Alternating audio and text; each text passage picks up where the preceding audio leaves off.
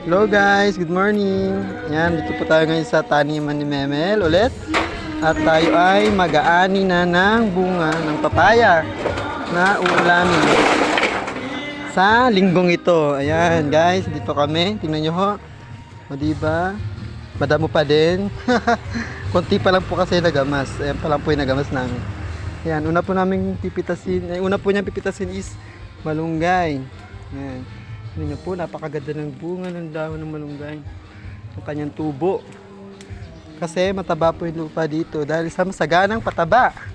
Yan, unang-una na po yung mga pataba dito ay yan, mga bote, mga plastic ng shampoo, downy. Yan. At saka ang pinaka-special pong pataba dito is yung napkin. Yan, napkin na tigas na. Yan po yung papaya guys, babawasan na namin. Nangihingi po kami ng 2 peraso pang gata. Magagata po tayo. Yeah, gatang sardinas. Oh, yan guys. Ito guys, may bisita po sa taniman ni Memel. Ayan. Kita nyo ho. Kapalakayan natin. Ayan, kita nyo yung bisita. Ayan. May bantay po ang kanyang taniman. Kaya wala akong magtatangka pumasok din eh. Yan. Malapit na bumaba yung puso.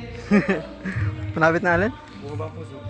Yan yung puso ho, malapit na ho bumaba. Magkukusa na ho siyang bumaba. Baka magpapagata na din ho. Ayan. Kita nyo ho, may saging na. Ito pa ho isa. Kita nyo ho ba? Yan. Mismong sila na, yung puso na po mismo yung may gustong magpagata. Hindi po kami.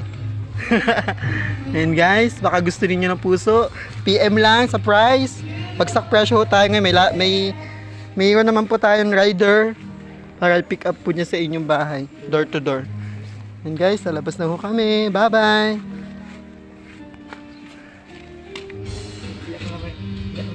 Sabi natin